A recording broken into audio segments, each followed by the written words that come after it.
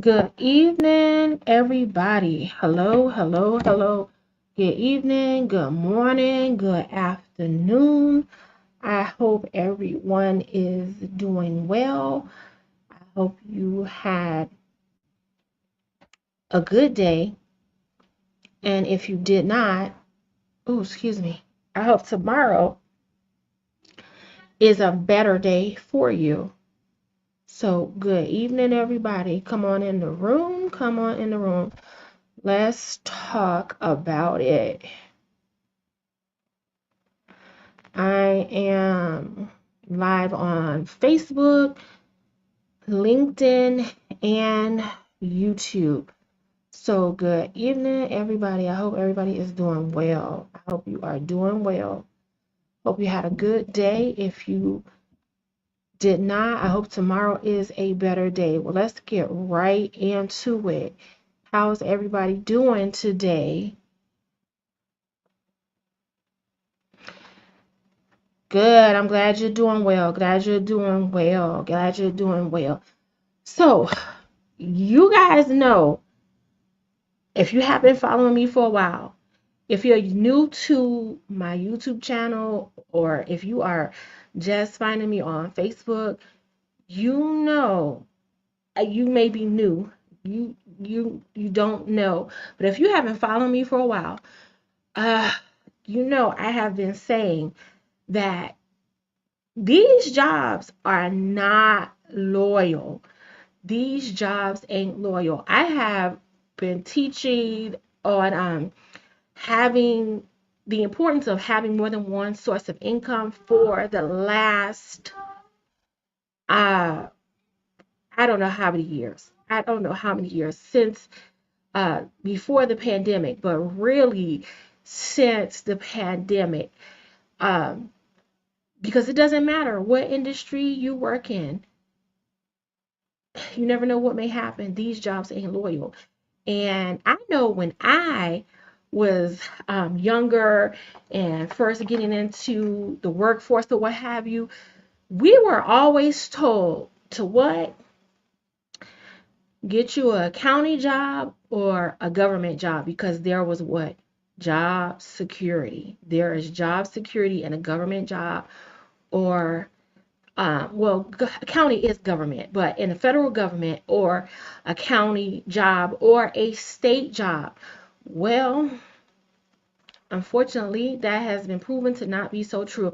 Now, I'm not in here to get on politics, right or wrong, or what have you. Now, I will say that I do think it is wrong, no matter if it's Republican, Democrat, or what have you, that people have been laid off virtually without any fair warning, um, and being fired for not doing anything wrong. That is just not right. I don't care if you agree with Republican or what party you are in, or what party you voted for. It just is not right.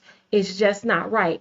And for those who are taking joy and finding people that joy and finding the downfall that of people that have gotten laid off in the federal government. Woe to you, woe to you.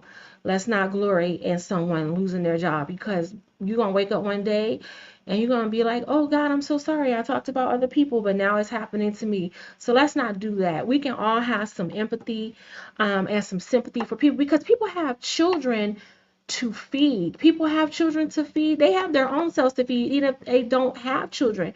But it is important, and we are seeing it more now than ever, that we have more than one source of income. We have so many people that will say, I don't want to start my own business. I don't want to do that. Well, baby, starting your own business is the only thing that you have control over. And I'm not saying to quit your job, but you better do something where you have complete control over how much money you make, and whether or not you are going to be able to take care of yourself and not in the hands of someone else. Uh, the federal government laid off, fired USAD, USADI workers today. Now, they gave them 15 minutes to collect their belongings and vacate the premises. Let's get into it. Let's take a video. I'm gonna play the video. I'm gonna play the video. Give me one moment. I'm gonna play the video.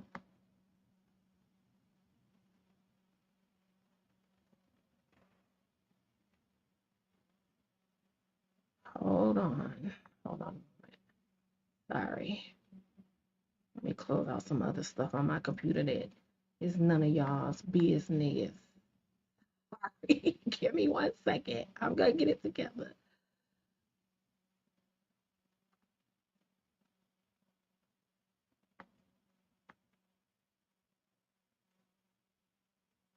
Happening right now in the nation's capital, people are showing support for fired USAID workers who are at the D.C. headquarters of the dismantled agency this morning. You can see the signs being held there. They were given 15 minutes within a designated 1-hour window to pack their things and get out. This is happening hours after the Supreme Court gave the Trump administration a temporary victory and granted an emergency request to pause $2 billion in court-ordered payments to foreign aid contractors. CNN's Arlette Saenz live in Washington, D.C., outside of USAID headquarters.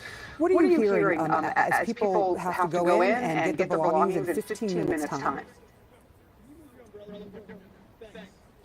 Well, Sarah, it's really been an emotional moment for many of the staffers who are coming here today to collect their belongings at USAID. We have seen several federal workers who were either fired or placed on administrative leave coming to collect their belongings. As you mentioned, they have about a 15-minute window to pick up any items from their office they want to take home with them. And we are outside the headquarters right now, where, as you can see behind me, dozens of people have assembled to try to offer their support for those USAID workers who are now leaving their jobs. I spoke a few minutes ago with a young woman named Julianne Alfit. She was participating in the Presidential Management Fellows here at USAID, which President Trump terminated just a few days ago. Here is how she described her experience throughout this process as she came here to pick up her belongings today.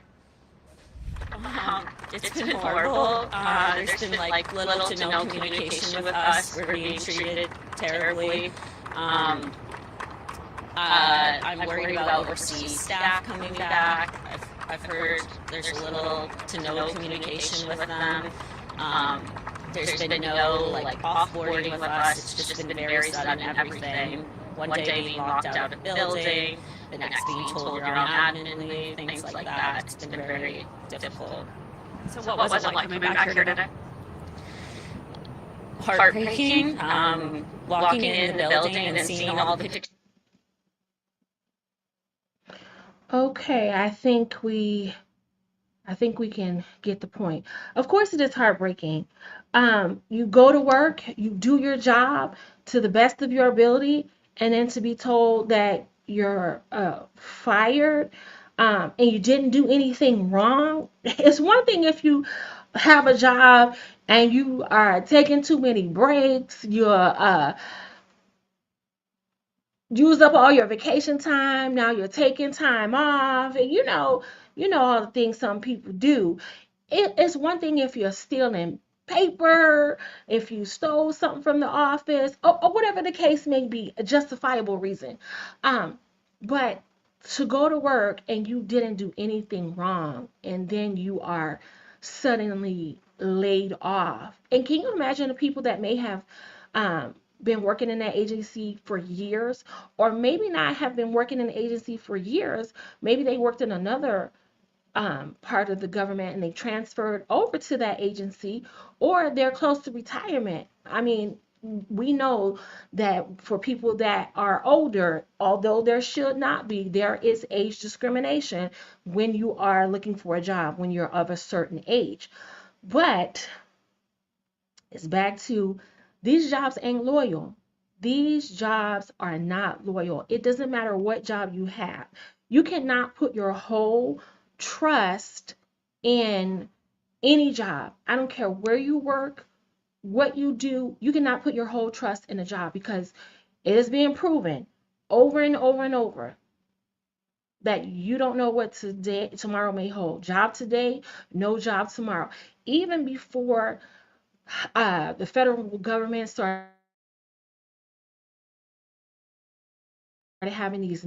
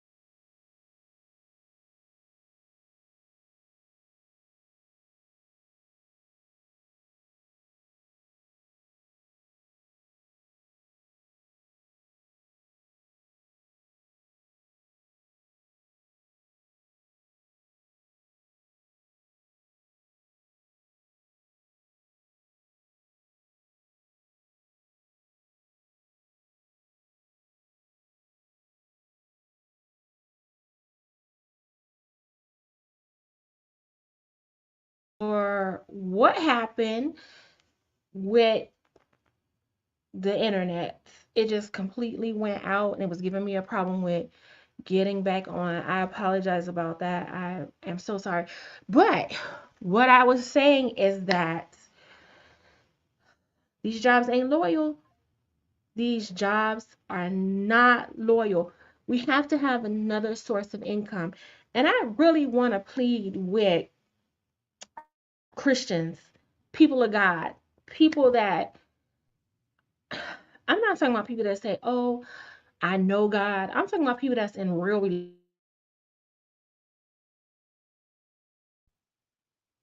You are trying to do your best to, just do your best in life.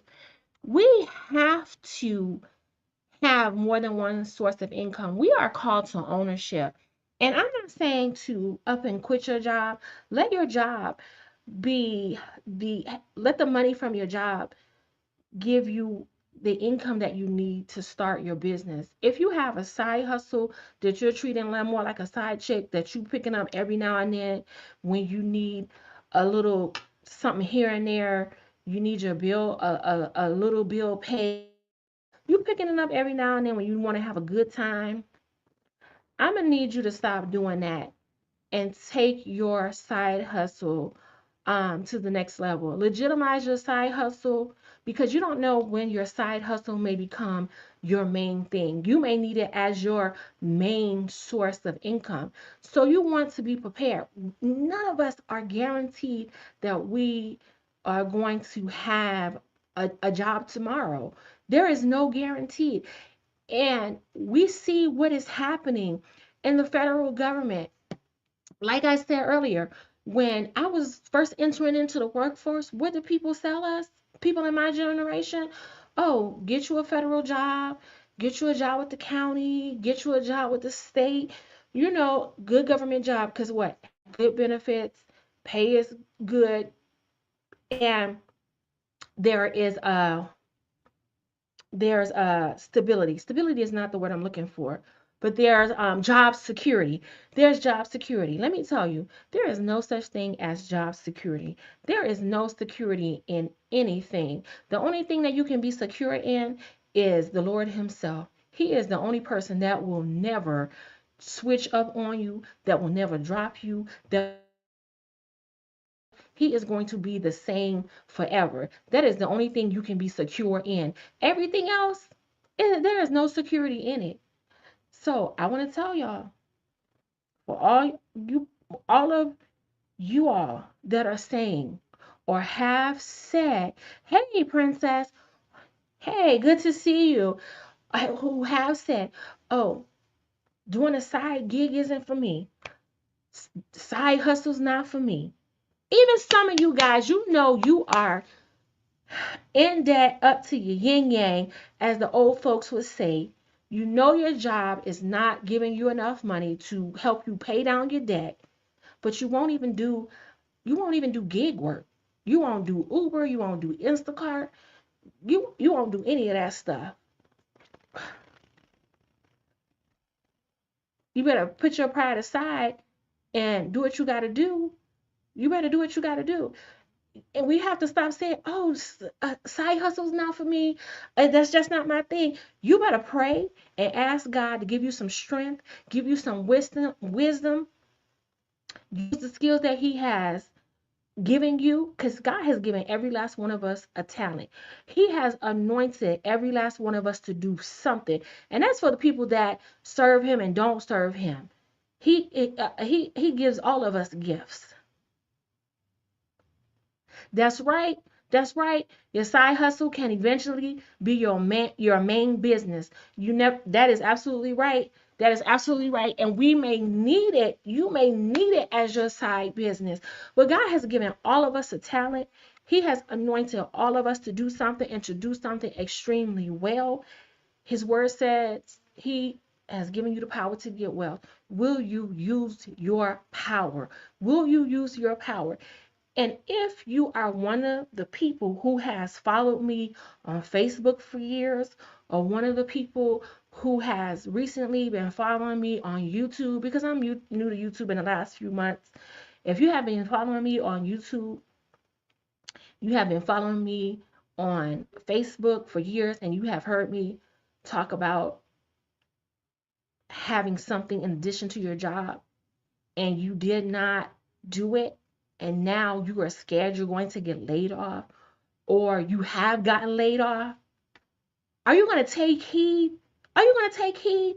Look for another job, because you need work, especially if you don't have, if you didn't get a good severance pay, if you don't have money saved up like that, you need another job. But are you going to take heed so that when the next time come around that there is layoffs, or you find yourself getting fired, that you're not in a tight, you'll be able to not go to bed worried about how you're going to feed your kids, how you're going to pay for your car. I can only imagine how many people's cars are going to get repossessed. You know, the average car note is over $700 these days, which to me is outlandish, but people are doing it. $700. So, and most Americans have credit card debt. So you got credit card debt, you got a high price car note, then you stay in a luxury apartment, or you got a high price mortgage, and now you find yourself laid off. Woo wee. Talk about restless nights. Restless nights. And I'm not, many don't. Mommy, is it Daddy here yet? Oh no, that's so right. That's so true. Many businesses don't cost a lot to start up. Mommy, is it Daddy here yet? No, he is not. And I told you to go to bed. It's past your bedtime. Oh no, I remember more. No, it's me. No, I put away a 1 minute. No, you're fine. Go get in the bed. I I will send your dad up to see you when he gets in here. Daddy will come and see you. Good night. Oh, And you are absolutely right. Many side hustles, many businesses do not cost a lot. It don't cost a lot to start, especially if you're doing something online or in a digital space. Um, but I'm not passing judgment when I talk about these things. I'm saying these things because I have been there. I have been there when I was worried about my car getting repossessed. I have, let me tell you, when I lived in Georgia, I had a car that I knew I couldn't afford when I got the car, but I bought the car in hopes of being able to um, commute to the city to get a higher paying job. Well, that didn't happen. Hey, good evening. And um, got behind in the car note, and I was hiding my car in my mama's garage. Hiding the car, hoping that it wouldn't get repoed. But let me tell you, baby, as soon as I found out in the state of Georgia you can't do that, that it's considered grand theft. Oh, come and get this car. You can you can have it, because I'm not going to jail for nothing, let alone a car. Come get it. I have been there when I owned my first home. I had gotten behind in my mortgage payment. This is before I got married, and I did not know how I was going to make a mortgage payment, and I was scared that the home that had that I bought, I was going to get foreclosed on it. I was scared. Restless nights, worried. And I'm just telling people what I learned, because I do not want anybody to go through the same things that I have been through. My husband and I, we own a home now, but one of the things we decided we were going to do before we purchased the home was get out of consumer debt. We did not want to have car notes, and we did not want to have a bunch of credit card debt. We wanted, the only thing we had to pay was our mortgage. And then we decided that we were not going to buy a home based on what the bank said we qualified for. We were not going to do that. We sat down, figured out, okay, what can we afford as a monthly payment comfortably that can be paid on one income? On one income. Now, my husband has income and I have income, but we didn't decide, oh, we're gonna buy a house qualified using both our income because you got two incomes. You're most likely gonna get qualified for more. You can buy a better house. Mm-mm. We didn't do that. How much is our monthly payment gonna be that we can afford, that we can pay on one income? And that's what we did. So in the event that, God forbid, if my husband loses his job or he gets what have you, that I can afford to pay the mortgage. That way we're not worried about, oh my God, we're gonna lose our home. Oh my God, car's gonna get repossessed. Truck's gonna get repossessed. We have 3 vehicles. They are all paid for. Are they brand new? Absolutely not. But they get us from point A to point C. They take us where we need to be, and I sleep easy at night, not worrying about how our mortgage is going to get paid. If my husband loses his job, is our car going to get repossessed? And I apologize if you hear the noise in the background. My husband just came home from work and the kids are excited to see him. So they're upstairs, but you may hear a little rumbling from them walking or running back and forth. But I just want to I want to teach people what I learned so you don't have to travel the same road. If you are a wife and a mother, you can absolutely be a wife and a mother and also do a business. I have been self-employed for since 2016. Now after COVID, I did do a little stint and work for somebody because I was just burnt out. I started my business and my non-medical in-home care business in 2016. I worked at like I didn't have a husband to help take care of anything. I was working to get that thing going. 15 employees. Give me 1 second. Let me close the door.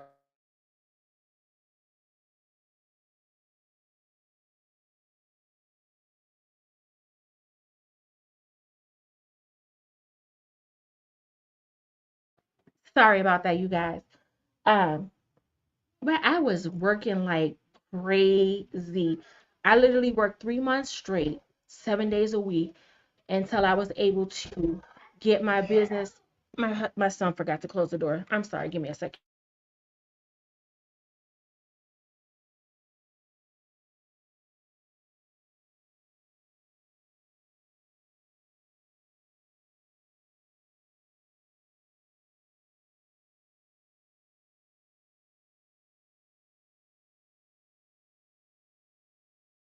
Sorry about that. But I literally worked 3 months straight, 7 days a week, because I did not have money or credit to hire anybody to work for me. That eventually paid off. 15 employees, over $100,000 in less than 12 months. Then I started teaching other women how to do the same thing. And now I have 4 kids. And at the time, I had 2 children, 2 small children. But I was determined to help my husband and to build something. I wasn't just sitting around just, you know. But my point is, you can be a mother and a wife and run a business. You absolutely can do it. Is it always going to be easy? No.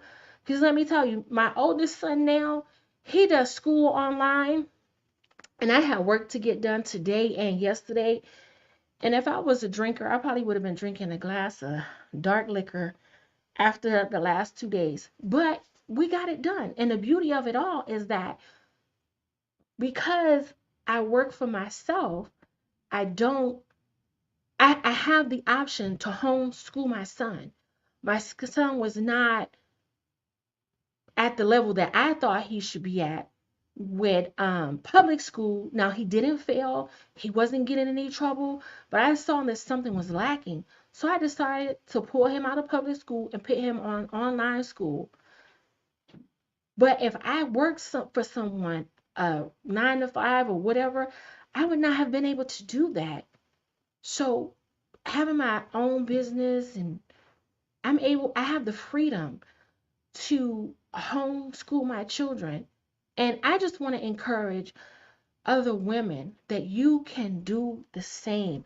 I want to encourage other couples to get out of debt. Don't get wrapped up in, I need the newest car. Now, there's nothing wrong with having a nice new car. There's absolutely nothing wrong with that.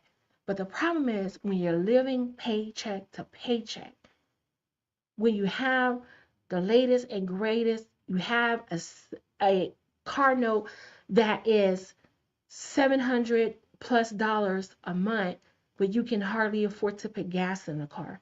Or you don't even have life insurance in the event that something happens to you. That's crazy. It's crazy and it's pure ignorance. It's ignorance. And let me tell you, if you do not have life insurance outside of your job, you need to get life insurance in addition to the life insurance that you get on your job. First of all, the life insurance that you get on your job is not that much money. It's not that much money. What is it? The most you can get? 3 times your annual salary. And unless you're making high 6 figures, that is not a lot of money for the average person. 3 times your average salary. So you need to get insurance outside of your job. So in the event that you get laid off or fired, you have life insurance. Or in the event if you become ill, you may become ill later and not qualify for life insurance. So if you are healthy, you have no health problems, get life insurance. Don't be one of those people that have the ignorant mindset set of, oh, if I die, I don't want another man or another woman reaping the benefit of the policy. Come on now, we got to get rid of that ignorance. Think about your children. Think about your children. Think about your children. But we have to have more than one source of income. We can't just depend on our job. We have to stop that thinking. If you're married, work on getting out of debt together. Work on reducing your debt. And it may not come overnight, but write down everyone that you owe and decide that you're going to tackle one debt at a time. Now, there's a bunch of different strategies to getting out of debt. That's just one strategy. You can do the avalanche, you can do the snowball strategy, you can do there's a bunch of different strategies. Just find what works for you, but be consistent with getting out of debt. If you desire to purchase a home one day and you're married, try to get qualified for it. Try to purchase something where you can afford the payment on just one income. In the event that one of you get laid off, the other person still can afford to pay the mortgage. Hey, AR, good evening, good evening. We have to learn to work together as husband and wife, those of us that are married. And ladies, let me tell you, you know you didn't marry a baller. You know you married an average salary, an average 6-figure man. Stop putting a whole bunch of pressure on a man to get things that you know you can't afford. Let's stop it. And if you want things that you know that your husband, your father of your child,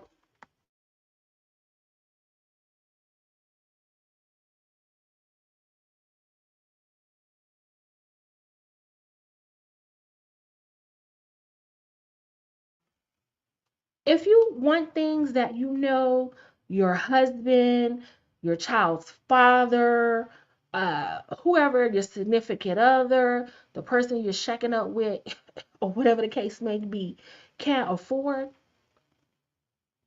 why don't you do something to get the income to be able to get those things? We got to stop putting so much pressure on men and stressing them out. Some of us want men to do for us what we can't do for ourselves. And that's not the way it's supposed to be. You have a brain. When God designed the women, when he designed us, he gave us brains too. We can figure some things out. If you know you married a average salary man, and and even if he's not an average salary man, if you know you guys are struggling financially, help do something to pick up the slack. In addition to your job, start a hot side, start start a business, start a hot side hustle. Turn that side hustle into a legitimate business. But a lot of us women, we got to start thinking that the only thing we contribute to a relationship are the two P's. And if you can use your imagination, I think you will figure out what the two P's are. One is pretty, but I'll won't say the rest. We got to stop that. We have to stop that.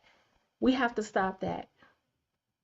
Remember, y'all, these jobs ain't loyal. We got to have more than one source of income because we never know what tomorrow may hold.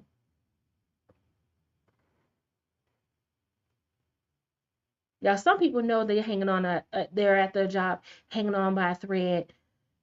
They're like, oh, I didn't get fired today because they know they deserve to get fired. They know they deserve to get fired. They know they have done so much wrong. They know they have stole stuff from the office. They know they're late all the time. They know they have taken too much time on the lunch break. They're hanging on by a wing of prayer. But some people have done everything right. They did what they were supposed to do. And then what? They look up and they don't have a job.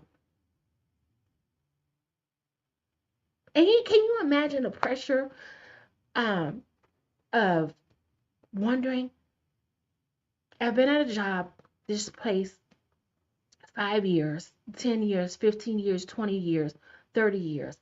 I haven't done anything wrong. But now you feel the pressure of, am I going to have a job tomorrow? And most Americans are one paycheck away from being outside. Can you imagine the pressure of that? Am I going to have a job tomorrow? How am I going to pay my rent the first of the following month if I get laid off? That's heavy. That's stress. And we should not be living like that. And we can do something about it. And when you start your own thing, it may not make money overnight. Profit may not come overnight. It may take some time, but at least get out there and try. Try. If what you tried doesn't work, it fails, try something else. But at least you tried. Give it your best shot. Give it your best shot. You can do it. You can do it. If you have to wake up every day and talk to yourself, give yourself a pep talk, speak some positive affirmations over your life, and tell yourself that it's going to be okay. But don't give up. And you may cry some days because it didn't go right. Go ahead and cry. Cry. Go ahead and cry. Now I'll tell you, don't cry in public. If you're getting laid off from that job, I don't care what job it is. Don't let them see you sweat. Don't ever let the devil see you sweat. Now you may get in your car, you may ride down the road, you may get home, break down and cry. But don't give the devil the satisfaction of seeing you hollering and screaming, getting carried out, kicking and crying and screaming, because that job is gone. It's gone. Let it go and ask God what's next. And I guarantee you, He will answer you, and you're going to be all right. You're going to be all right. Until next time, you guys, have a blessed and prosperous future. And remember, you got this. You can do it. You're going to be all right. Goodbye, you guys.